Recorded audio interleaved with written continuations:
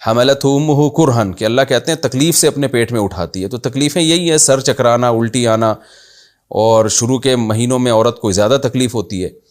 تو یہ ایک نارمل چیز ہے. خدا نخواستہ ایسی تکلیف ہو کہ معذور ہونے یا بیمار یعنی مرنے کا خطرہ ہو یا معذوری کا خطرہ ہو، پھر تو 4 مہینے سے پہلے حمل گرایا جا سکتا ہے، یعنی ماں کے مرنے کا خطرہ یا کوئی معذوری، بڑی معذوری کا خطرہ ہو.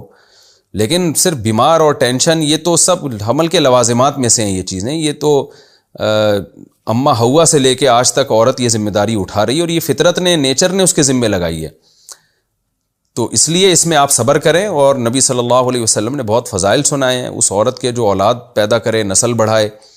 عورت کے لیے یہ ایک ایسی ذمہ داری ہے جو نیچر نے اس کو دی ہے، اور اس پہ بہت اجر ملتا ہے اس کو، کیونکہ سوسائٹی کی نیڈ ہے یہ.